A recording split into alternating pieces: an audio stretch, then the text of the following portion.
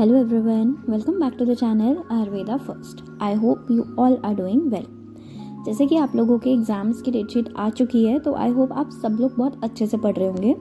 तो बस उसी को ध्यान में रखते हुए हमने एक क्विक रिवीजन के लिए एक सीरीज़ स्टार्ट की है जो अलग अलग सब्जेक्ट के अकॉर्डिंग टू दी टॉपिक्स रहेगा। तो आज हम लोग पढ़ेंगे क्रिया शरीर यानी कि physiology which is the subject of the BMS first year, और आज हम उसमें पढ़ने वाले हैं वात दोष। तो इसमें हम वही सब पढ़ेंगे जो आपके एग्जाम्स पॉइंट ऑफ व्यू से बहुत इंपॉर्टेंट है। तो आप जो भी दोष प्रिपेयर करते हो लाइक वात दोष, पित्त दोष, कफ दोष, तो उसमें आपको क्या क्या पता होना चाहिए वो है पर्याय, निरुक्ति, उसका स्थान, उसके कर्म, उसके बाद इसके टाइप्स, और फिर जो भी टाइप्स हैं उसके सबके कर्म, और साथ ही साथ स्थान। ठीक है, लास्ट में पता होना चाहिए आपको उनकी क्षय और वृद्धि। तो इसमें हम स्टार्ट कर रहे हैं स्टार्टिंग से, और क्षय और वृद्धि जो है वो हम नेक्स्ट पार्ट में पढ़ेंगे।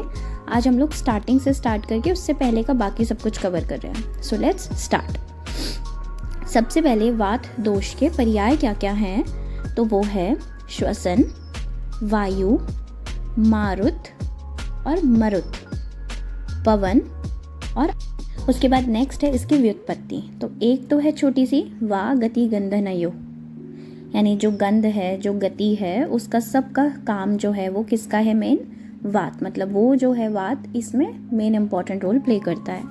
एक नेक्स्ट आती है सर्वाहि चेष्टा वातेन स प्राणः प्राणनम स्मृत तनेव रोगा जायन्ते तेन चैव उपरभ्यते।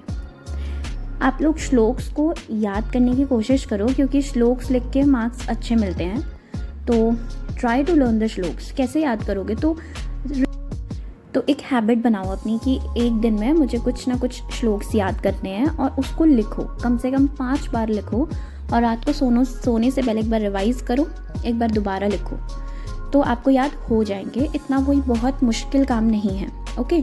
और उसको रटने से अच्छा है कि श्लोक्स की मीनिंग समझो। तो यहाँ पर क्या है, अब देखो, सर्वा ही चेष्टा वातेन स प्राणः प्राणनम स्मृता, मतलब जो भी आपकी चेष्टाएं हैं, जो भी प्राण है, सबको धारण करने का काम वात का है। अब क्योंकि जो हम 3 दोष हैं, वात, पित्त, कफ, तीनों दोषों में सबसे ज़्यादा प्रधान वात दोष है, इसलिए उसको प्राण बोला गया है। ठीक है, अब नेक्स्ट बात आती है इसके स्थान की।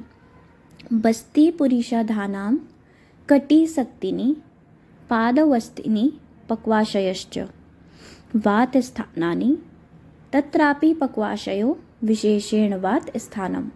कि जो वात है उसके स्थान क्या है, पक्वाशय, बस्ती, पुरीषाधानम, बस्ती नहीं मतलब ब्लैडर, पुरीषाधान मतलब कि रेक्टम, फिर कटी, सक्तिनी दोनों हमारे पैर, अस्थियाँ, और पक्वाशय, ये वात के स्थान हैं।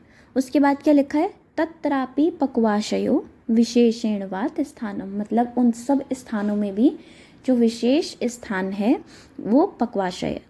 तो क्योंकि अब MCQ बेस्ड भी है तो MCQs में भी पूछा जा सकता है कि वात का विशेष स्थान क्या है, तो you have to take the पक्वाशय। भले ही उसमें सारे ऑप्शंस हो सकते हैं जो वात के स्थान हैं, तो उसमें विशेष स्थान जो है वो पक्वाशय का है। ठीक है, तो इस तरह से आप लोग याद करेंगे। एग्ज़ाम में अपनी प्रेजेंटेशन अच्छी रखनी है, और जहाँ पर भी आप प्रेजेंटेशन करते हुए आप फ्लो चार्ट के फॉर्म में एक्सप्रेस कर सकते हो, तो just go with that. Next आता है वात के गुण। तो 6 गुणों का वर्णन मिलता है। रूक्ष शीत लघु सूक्ष्म चलोवत विशदः खरः विपरीत गुणे द्रव्य मारुतः संप्रशाम्यति। मतलब कौन कौन से गुण हो गए, रूक्ष, शीत, लघु, सूक्ष्म, विशद और खर, ये इसके गुण हो गए। फिर नेक्स्ट लाइन में क्या लिखा है, विपरीत गुणे, यानी अगर हम विपरीत गुण वाले द्रव्यों का सेवन करते हैं तो मारुतः संप्रशाम्यति, तो वात का शमन होगा। आप किसी भी आचार्य के अकॉर्डिंग आप श्लोक्स याद कर सकते हो, बट यहाँ पर स्पेशली मैंने चरक के श्लोक्स लिए हैं, वो भी इसलिए क्योंकि आपको दोनों सब्जेक्ट्स में ईजियर हो जाएगा, चरक संहिता के एग्जाम में भी और इधर क्रिया शरीर में भी। ठीक है, आप जो चाहें आप वो श्लोक याद कर सकते हो। अब यहाँ पर एक टर्म आती है योगवाही। योगवाही जो जिसके साथ मिल जाए वैसा हो जाए, मतलब अगर हमने ठंडी चीज़ के साथ उसे मिक्स किया तो उसका गुण भी ठंडा हो जाए, और अगर हमने उसे गर्म चीज़ों के साथ यूज़ किया तो उसी तरह से उसका गुण अंतर्धान हो जाए। तो ऐसा 3 चीज़ों के लिए मिलता है, वो है एक तो वात, मधु और पिप्पली। ठीक है, अब हम लोग आगे बढ़ते हैं। तो अब नेक्स्ट आता है जो वात है उसके कर्म क्या क्या है। उत्साह, उश्वास, निश्वास, चेष्टा, धातु गति, समो मोक्षो गतिमताम, वायु कर्म अविकारजम। यानी जो अविकारी वात है, मतलब जो प्राकृत वात है, उसका काम क्या क्या है। तो उत्साह मतलब किसी भी काम को करने के लिए जो हमें एक चेष्टा होती है वो सब बनी रहे। उसके बाद आता है उच्छ्वास निश्वास, मतलब हम इनहेलेशन एक्सहेलेशन।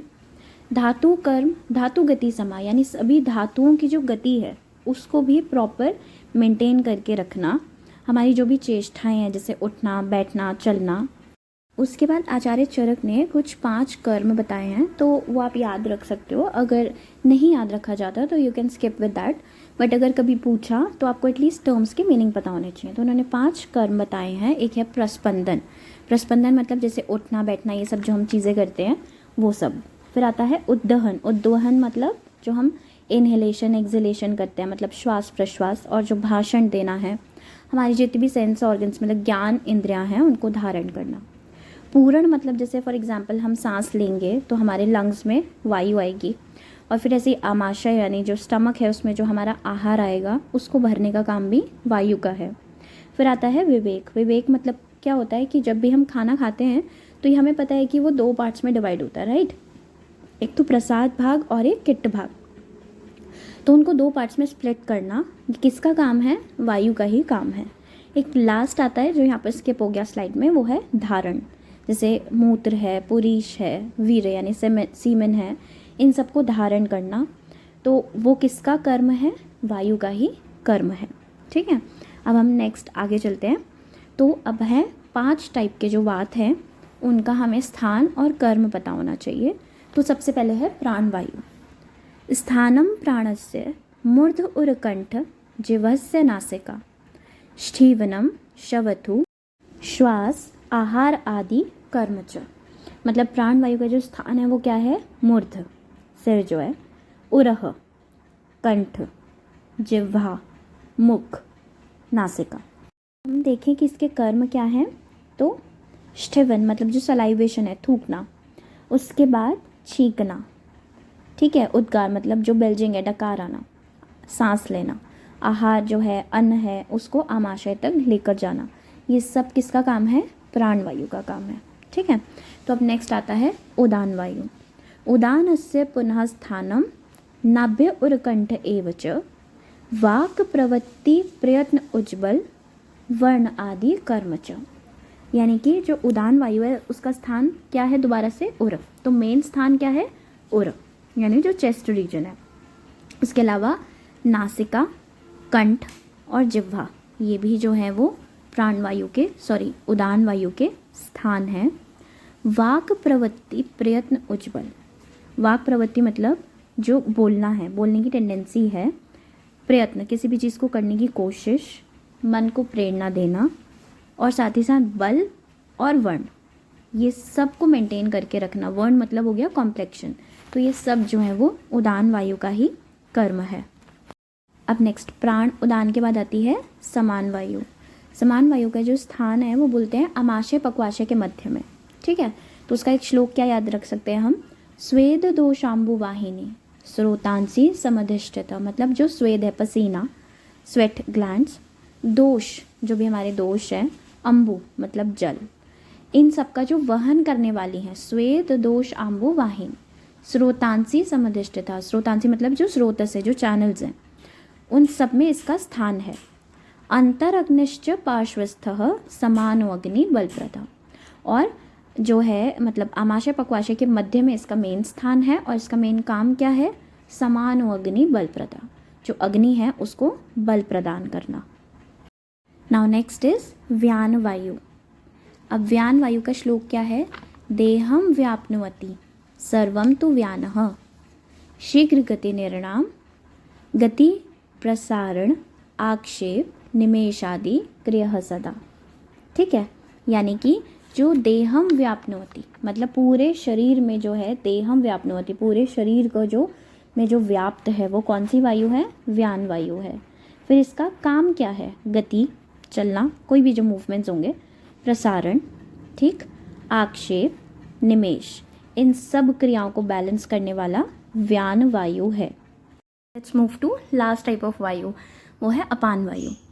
वृषणौ बस्ती मेड्रम च नाभ्य और वंक्षणौ गुदम अपान स्थानम शुक्र मूत्र शक्रंती च।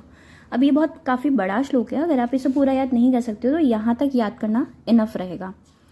तो सबसे पहले क्या बताया है, स्थान बताए हैं कि वृषण यानी जो टेस्टिकल्स हैं, और फीमेल में रेफर्स टू ओवरी, ठीक है। बस्ती यानी कि ब्लैडर, मेड्र है ना कि मेल में तो शिश्न हो गया और फीमेल में अपत्य मार्ग मतलब जो जेनाइटल एरिया हो गया। नाभि, उर, वंक्षण और गुद, ये जो है अपान वायु के स्थान हैं। कर्म क्या बताए हैं कि अवेग काल में, मतलब जब अवेग हो, कोई वेग ना आ रहा हो, तब मूत्र, पुरीश और शुक्र को धारण करने का काम, और जब वेग काल हो मतलब जब प्रेशर हो तो इनको बाहर निकालना, ये सब काम जो है वो अपान वायु का है।